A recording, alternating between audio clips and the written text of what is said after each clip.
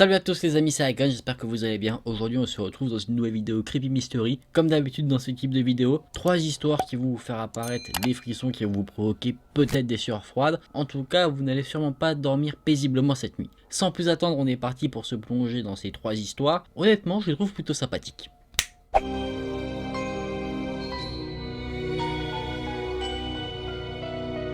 Un soir, alors que j'étais au lycée, mes parents sont sortis le soir, me laissant seul à la maison. J'avais beaucoup de devoirs à faire, du coup je suis resté pas mal de temps de ma soirée à mon bureau dans ma chambre. Mes parents ont quitté la maison aux alentours de 18 h et pour mieux me concentrer, j'ai décidé de mettre de la musique dans mes écouteurs pendant que je travaillais. Il y avait un grand orage ce soir-là et mon bureau était face à la fenêtre. Je voyais donc aisément la pluie et les éclairs à l'extérieur de la maison. Mes parents sont revenus vers 23 h et quand j'ai vu leur voiture arriver devant la maison, j'ai enlevé mes écouteurs et dès que j'ai entendu ma mère rentrer dans la maison, j'ai entendu qu'on criait mon nom. Ma mère, avec une voix très énervée, me dit « Mais qu'est-ce qu'il s'est passé ici ?» Assez confus, j'ai décidé de descendre rapidement les escaliers. Ma mère attendait avec un air très énervé sur son visage. Elle a pointé le sol d'un de ses doigts et m'a dit, en criant « Est-ce que c'est toi ?» Et j'ai regardé le sol. Et sur le tapis, il y avait des empreintes de pas faites dans la boue. J'ai répondu que je ne savais pas du tout ce que c'était, que j'ai passé la totalité de ma soirée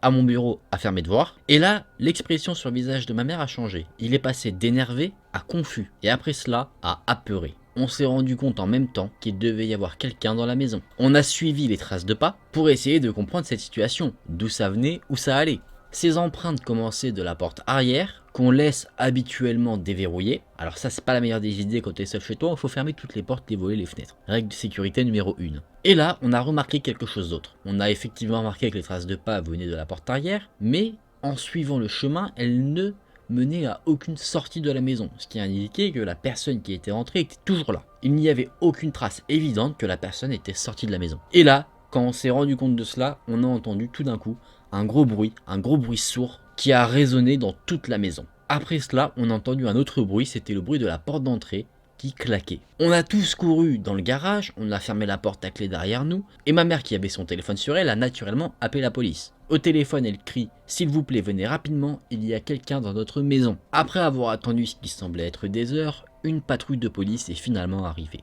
Les policiers sont sortis de leur voiture, il y avait un policier masculin et féminin, et le policier masculin lui est resté avec nous dans le garage, et le policier féminin, elle, a retourné la maison pièce par pièce pour être à la recherche d'un individu, d'un intrus. Au bout d'un moment, ce policier est revenu dans le garage avec nous. Elle nous a dit qu'elle n'avait rien trouvé et que du coup, on pouvait enfin rentrer dans la maison en sécurité. On a tous soupiré, on a soufflé, on a repris nos esprits en se disant que enfin, ce qui nous a terrorisé était terminé, on pouvait rentrer chez nous en sécurité. Mais la policière a ajouté quelque chose. Elle a dit « À qui appartient la chambre en haut des escaliers sur la gauche ?» Mes parents m'ont regardé et j'ai donc dit à l'officier « C'est la mienne ». Elle m'a demandé de la suivre et on a donc marché dans la maison. On a suivi les empreintes de pas qui étaient du coup de la porte arrière, dans le salon, dans l'escalier, dans le couloir, dans la chambre de mes parents.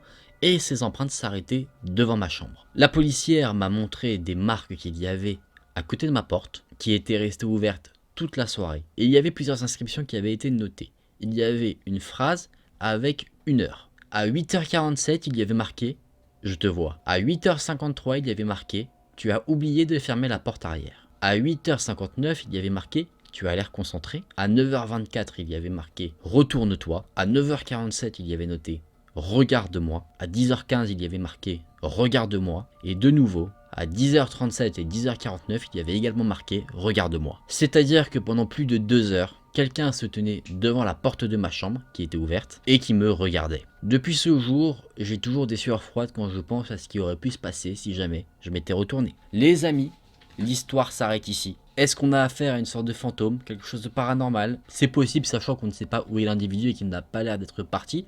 Ou est-ce qu'on a affaire à un intrus, bel et bien réel, qui s'est introduit dans la maison? C'est aussi possible. Le mec aurait pu essuyer ses pieds au bout d'un moment, et c'est pour ça qu'on n'a pas les traces de sortie. Il serait parti quand, par exemple, il a entendu que la famille revenait à la maison. En tout cas, c'est vrai qu'on peut se poser la question de ce qui aurait pu se passer si jamais la personne qui raconte l'histoire s'était retournée. Je pense que ça aurait pas été très joyeux pour lui. En tout cas, maintenant, ça leur servira de leçon. Je pense qu'ils penseront tous les jours à fermer leur porte arrière.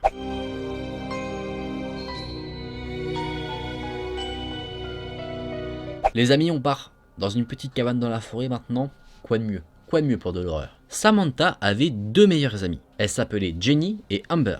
Son père avait décidé de l'emmener pour passer un petit week-end de vacances dans une cabane dans les bois qu'ils avaient, et du coup il a proposé à Samantha d'inviter ses deux meilleures amies. En arrivant, Samantha dit: vous voyez ce lac? C'est le lac Samantha, mon père a grandi ici et il aimait tellement ce lac qu'il lui a donné mon nom. C'est mignon, n'est-ce pas? Patientons, patientons. Cette nuit-là, après avoir débarrassé leurs affaires, s'être un petit peu installé dans la cabine, Amber dit: est-ce que quelqu'un aurait une histoire d'horreur à raconter? Amber veut avoir les petits frissons dans la forêt. Je pense que c'est pas le meilleur endroit pour se raconter des histoires, ça peut en faire flipper plus d'un. Jenny dit: j'en ai une, et en plus de ça, c'est une histoire vraie. C'est arrivé à un ami d'un ami. Elle faisait du babysitting, elle gardait deux enfants une nuit. Elle s'est assise dans le noir toute seule en regardant la télévision et le téléphone a sonné. Elle a répondu plusieurs fois et à l'autre bout du fil, il y avait une voix assez rauque qui disait: est-ce que tu vas aller voir les enfants? C'est une histoire que vous connaissez déjà, je pense. Et là, l'histoire est interrompue. Effectivement, c'est une histoire assez connue, du coup Amber dit: Jenny, s'il te plaît, on la connaît tous cette histoire. Amber dit donc: est-ce que quelqu'un a une autre histoire, et aussi, si possible, qui est vraie? Samantha dit: moi j'en ai une. À environ 10 minutes d'ici, il y a une maison abandonnée. On est passé à côté pour venir ici. C'est au milieu de nulle part, on y accède par une petite route, et il y a bien longtemps, un homme vivait dans cette maison. Sa famille était très riche et il possédait plusieurs terres dans la région. Cet homme a rencontré une femme, totalement normale, et ils sont tombés amoureux. Mais la famille de l'homme n'était pas très heureux de ce ménage. La famille pensait que cette femme n'était pas assez bien pour l'homme. L'homme a décidé de l'ignorer et de vivre son amour, et ils ont donc décidé de vivre ensemble dans une maison située au milieu de nulle part sur leur propriété. Il s'est marié avec cette femme et tout semblait se profiler au mieux. Ils ont eu une fille et ils ont également eu un fils. C'est à partir de ce moment-là que l'histoire commence à devenir horrible. Le garçon était malade, pas physiquement mais mentalement. Il n'était pas fou, mais en fait il avait des capacités mentales assez réduites. Au moment où il a eu 9 ans, il devenait beaucoup trop difficile à gérer pour les parents, ils avaient beaucoup de mal à s'en occuper. Il avait des problèmes de sommeil, des troubles du comportement, il disparaissait dans la forêt et se cachait. Vous voyez ce genre de choses qui peut être du coup effectivement difficile à gérer pour un parent. Ne sachant pas quoi faire avec son enfant, l'homme décide de demander à sa famille de l'aider. Les parents de l'homme ont pris l'enfant et l'ont emmené dans la forêt. Ils l'ont envoyé dans un endroit dans la forêt qui n'était pas du tout un asile psychiatrique, mais un endroit pour aider les personnes qui avaient les mêmes problème que lui. Ses parents pensaient que c'était pour son bien, du coup ils étaient ok avec ça. Au fur et à mesure du temps, la famille était habituée à ne plus avoir le garçon avec eux. Et en plus de ça, ils ont commencé à aller le voir de moins en moins. Et à un moment donné, n'allant plus le voir, ils ont commencé à agir comme si ils n'avaient jamais eu de fils. Et du coup, leur vie redevenait aussi merveilleuse qu'elle l'était avant, sans justement leur fils qu'ils n'arrivaient pas à gérer. 8 ans plus tard, quand le garçon avait entre 16 et 17 ans, il s'est enfui de là où il était. Les employés de l'endroit, on va dire de l'hôpital où il était, se sont démenés pour le retrouver, mais sans succès. Le garçon était introuvable. Sa famille a été prévenue et ils étaient totalement dévastés. Ils avaient peur pour sa sécurité, normal, parce qu'ils disaient qu'il était tout seul dans la forêt, dans la noirceur de la forêt, et qu'il était du coup sûrement mort maintenant à l'heure qu'il est. Mais il se trouve que l'enfant n'était pas mort du tout. Une nuit, il a retrouvé son chemin jusqu'à son ancienne maison. Il s'est introduit dans la maison et un par un, il a tué chaque membre de la famille. Son père, sa mère, sa sœur, tout le monde a été charcuté en pièces. Avec le sang qui était encore coulant sur sa hache, il s'est encore une fois volatilisé dans la forêt. Les restes de la famille qu'il avait assassinée ont été découverts quelques jours plus tard. Les personnes qui vivaient dans la région étaient totalement terrorisées. La police s'est démenée pour pouvoir retrouver l'assassin, mais encore une fois sans succès. Depuis ce jour, chaque année, des personnes disparaissent mystérieusement. Et sur les lieux de la disparition, on trouverait à chaque fois une poupée. La légende dit que le jeune garçon qui a assassiné sa famille rôde toujours dans la forêt. Les villes aux alentours connaissent tous cette légende-là et pour leur sécurité, maintenant, ils mettent des poupées devant leur porte d'entrée pour assurer leur protection, comme une sorte de protection magique. Les habitants disent apparemment que si le jeune garçon passe à côté de leur maison et qu'il voit justement une poupée qui pend devant leur porte, il les laisserait en paix. Personne ne sait si c'est vrai ou faux, mais en tout cas, on peut effectivement voir devant chaque porte une poupée. L'histoire que Samantha raconte est maintenant terminée, et Jenny disait « Oh mon dieu, mais qu'est-ce que c'est creepy !» Elle demande d'ailleurs « Est-ce que tu as une poupée devant ta maison ?» Samantha dit « Bien sûr, mon père ne croit pas en cette légende, mais il en a quand même mis une. » Amber dit « Je crois que je me suis fait pipi dessus, tellement elle a eu peur. » Et Samantha ajoute que apparemment la maison où s'est produit le massacre est toujours hantée par les fantômes de la famille qui a été assassinée. Et qu'en plus de ça, si on se rend sur les lieux tard la nuit, on pourrait entendre le son comme si on était là, la nuit où tout s'est produit. Jenny demande « Est-ce que tu penses qu'on pourrait y aller ?» Et Samantha répond à cela « Bien sûr, mais on ira demain, Quand il fera jour, on va pas non plus forcer le destin. Samantha est rigolo. Elle a tout compris. Elle a vraiment tout compris, elle. Cette nuit-là, les filles ont dormi ensemble dans la même pièce, prétendant qu'ils n'étaient pas totalement terrorisés par l'histoire que Samantha avait racontée, parce que voilà, ça leur trottait quand même dans la tête. D'ailleurs, les deux meilleures amies de Samantha étaient un peu paranoïaques parce qu'elles avaient l'impression des fois d'entendre des bruits à la fenêtre, tellement elles avaient été terrorisées par cette histoire. Mais rien ne se passa cette nuit-là. Le lendemain matin, le père de Samantha avait fait un super bon petit déjeuner. Tout le petit groupe l'a dégusté avec plaisir et ensuite ils se sont dirigés vers le lac. Ils ont nagé un petit peu et aux alentours de midi, ils ont décidé de se rendre à la maison de la légende. Quand le groupe est arrivé sur place, les filles ont eu un mauvais pressentiment, comme si elles sentaient une sorte de présence. Ça suffisait pour qu'elles aient déjà des frissons et qu'elles soient totalement terrorisées.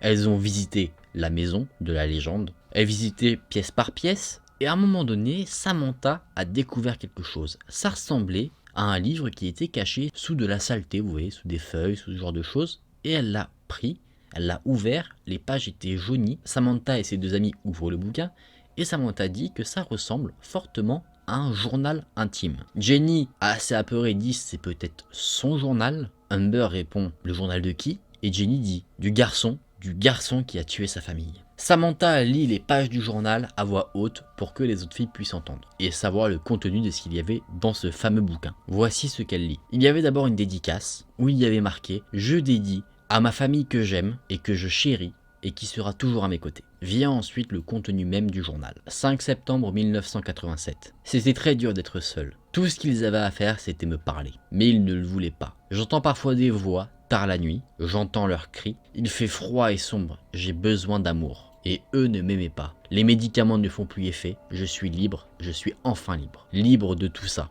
S'ils ne pouvaient pas m'aimer, ils devaient partir. Un sommeil éternel pour tout le monde. J'entends toujours leur voix qui crient en continu.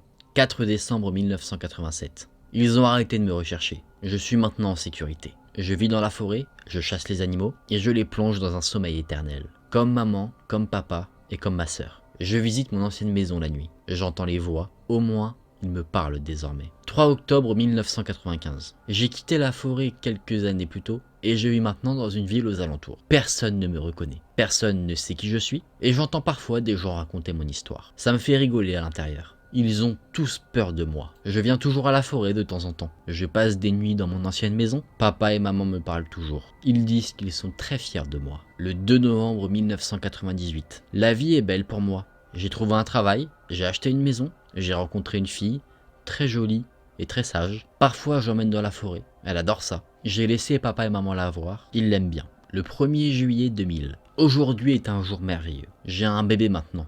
Je suis si heureux. Papa et maman sont maintenant des grands-parents. Ma femme, elle, ne va pas très bien. C'est très dur pour elle, peut-être qu'elle ne s'en sortira pas. Peut-être qu'elle ira dans un sommeil éternel. Mais je suis heureux maintenant. 13 août 2010. Je suis si heureux de mon enfant. Elle est juste comme moi. Elle est juste plus intelligente. Elle n'a aucun problème. Elle n'entend pas les voix. Elle va à l'école et a beaucoup d'amis. Pas comme moi. Parfois, je l'emmène dans les bois. Je l'aime tellement. Je lui ai donné le nom du lac du coin. Samantha. Pendant quelques secondes, Samantha arrête de lire. Il y a un silence pesant dans la maison. Jenny dit « Que se passe-t-il » Amber répond « Samantha, est-ce que c'est une blague? C'est pas drôle du tout. » Samantha soupire. Ce n'est pas possible, ça ne peut pas être la vérité. Et à ce moment-là, elles entendent des bruits de brindilles qui se font marcher dessus et des bruits de pas dans la maison. Les jeunes filles se retournent et voient le père de Samantha rentrer dans la maison avec une expression très étrange sur son visage et dans sa main, il tient une hache. Il marmonne « Vous n'étiez pas censé trouver ça. Il n'y a pas d'autre solution. Vous devez tous aller dans un sommeil éternel. » Samantha a crié « Non papa, non non non non non » et le père de Samantha exécute tout le monde. Il a charcuté l'ensemble des petits corps, les a mis dans des sacs plastiques et les a enterrés dans la forêt. Profond, si profond que personne ne pourrait jamais les trouver. Il disait qu'ils étaient maintenant tous ensemble. Il a marmonné en disant « Je vous verrai tout le temps maintenant. Maintenant, vous ne comprenez sûrement pas, mais avec le temps, vous y arriverez. C'est le seul moyen pour nous d'être ensemble pour l'éternité. Un sommeil éternel, pour tout le monde. On sera toujours ensemble. » Les amis, sacrée histoire, hein. Là vous avez eu le droit à 2 histoires en une. On a l'histoire du père qui tue sa famille plus l'histoire de base. Mais bon, c'est une sacrée histoire. Ça fait, c'est chaud quand même. Imagine, tu te rends compte que ton père, c'est un tueur. Qu'est-ce que tu fais? Dites-moi en commentaire ce que vous feriez. Vous faites genre, je ne sais pas, ou est-ce que vous appelez la police? Mais bon, c'est très creepy, c'est très glauque. Déjà, tu te dis, le mec qui tue sa famille. Enfin, dans l'histoire, on te dit à un moment que le garçon, donc le père, n'avait pas de problème forcément psychologique, que c'était pas un fou, mais en fait, clairement, si. Si, c'est un taré. C'est un taré, il n'y a pas d'autre mot. Après, on ne sait pas ce qu'il a vécu dans cet hôpital. On nous dit dans l'histoire que c'est pas un asile. Hein. Donc, est-ce qu'on lui a fait des choses à cet hôpital qui l'ont rendu encore plus fou, encore plus taré? Ça, on n'en sait rien. On voit que sa jeunesse s'est passée quand même dans des années relativement lointaines maintenant. Mais bon, c'était une histoire bien sympathique, je trouve. Bien horrifique, hein, si vous voulez vous la raconter au coin d'un feu pour vos soirées où vous raconterez des histoires d'horreur. Celle-là, je vous la conseille particulièrement.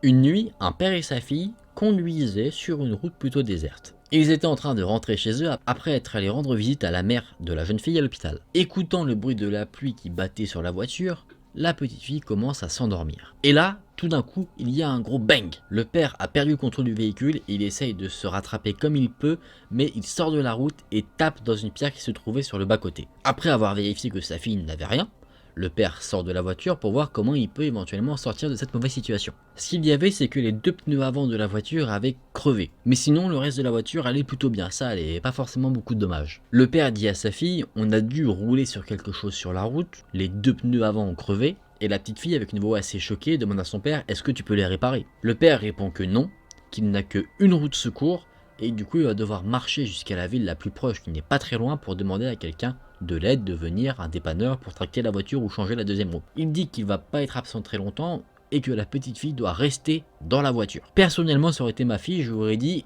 tu viens avec moi, sécurité quand même. Il lui dit assis-toi, essaye de te détendre, je reviens aussi vite que possible. La petite fille regarde dans le rétroviseur son père qui s'en va et à un moment donné elle ne le voit plus parce qu'il a disparu dans la pénombre de la nuit. Plus d'1 heure est passée et son père n'est toujours pas revenu. La petite fille se demande qu'est-ce qui peut lui prendre autant de temps et elle est assez inquiète parce qu'elle se dit qu'il aurait dû être revenu normalement. Et là elle regarde dans le rétroviseur et elle voit une silhouette qui commence à s'approcher de la voiture. Dans un premier temps elle croit que c'est son père et c'est en se retournant pour mieux voir qu'elle se rend compte que ce n'est pas du tout son papounet. C'est un homme étranger avec une grande barbe et habillé d'une salopette. Alors, je sais pas vous, j'ai rien contre les salopettes, hein, mais dans cette situation, ça me fout les jetons. La petite fille se rend compte que cet homme dans sa main gauche tient quelque chose, qui se balance un peu. Quelque chose à propos de cet homme la rend extrêmement nerveuse. C'est totalement normal. La petite fille se rend compte aussi un peu, en plissant un peu les yeux, que dans sa main droite, l'homme tient un énorme couteau de boucher. Là, la petite fille pense très rapidement, elle va à l'avant de la voiture, elle ferme tout à clé, elle retourne sur son siège arrière, elle ferme tout à clé, elle s'assure que tout est bien verrouillé. Elle regarde de nouveau en direction de l'homme et elle se rend compte que l'homme n'est plus en train d'avancer, mais qu'il est arrêté et qu'il regarde directement dans sa direction. L'homme est donc là, arrêté, et il lève sa main gauche, la main où il y avait quelque chose qui se balançait. Et là, la fille voit ce qu'il y a, elle voit beaucoup mieux, et là, elle crie vraiment de panique. Elle voit la tête de son père. Elle ne fait que crier, elle ne peut pas s'arrêter tellement elle est terrorisée par ce qu'elle voit. Son cœur bat vraiment à toute allure, elle a du mal à respirer. L'expression que son père a sur son visage est horrible. Ses yeux sont retournés en arrière, sa bouche est grande ouverte, sa mâchoire presque disloquée. L'homme remarche vers la voiture, il arrive au niveau de la petite fille et il colle son visage à la vitre, laissant apparaître ses yeux de psychopathe. Ses cheveux étaient longs, très sales, son visage couvert de cicatrices. Et pendant un moment, il reste autour de la voiture, il marche autour comme un fou. Il était là, justement, à faire peur à la petite fille qui, elle, était dans la voiture enfermée. À un moment donné, il s'arrête, met une main dans sa poche et il en sort quelque chose. Il tenait dans sa main les clés de la voiture que le père avait sur lui. L'histoire s'arrête ici et on va pas se mentir, la fille elle est plus là. Elle est foutue. Quelle histoire horrible, n'est-ce pas? Une des meilleures histoires que j'ai vues, je pense. Hein. Clairement, t'as tout ce qu'il faut. T'as la situation pesante, le tueur psychopathe, la petite révélation à la fin qui fait que tu sais que la personne qui est censée être en sécurité est totalement foutue. Il y a tout. Après, tu te dis comment tu pourrais réagir dans cette situation. Parce que la petite fille, elle est foutue parce que c'est une petite fille. L'homme, il devrait pouvoir la rattraper si elle s'enfuit. Ouais, il faudrait qu'elle essaye de jouer le truc en mode courir à fond vers la ville. Après, dans cette situation-là, elle a très peu de chances de survivre. Après, je suppose qu'elle n'a pas de téléphone pour appeler la police. Elle est foutue. C'est triste, mais c'est creepy. Très creepy. Bon, les amis, on va se mettre en sécurité. Vous me direz en commentaire si vous avez les petits frissons sur vos bras. 3 bien bonnes histoires. Là, je trouve que c'était des histoires comme ça. Vraiment top. C'est des histoires, alors je sais pas si c'est forcément vrai, mais en tout cas, ça pourrait totalement arriver. On pourrait lire des gens qui témoignent de ce genre d'événement. Ça, c'est clair et net. Bon, je sais qu'Halloween est passé, mais bon, il n'y a pas de date pour se faire les petites frayeurs, n'est-ce pas? Les amis, si ces histoires vous ont plu, n'hésitez pas à liker la vidéo et à vous abonner à la chaîne. Ça me soutient vraiment énormément. On se retrouve très vite dans une prochaine vidéo. Salut!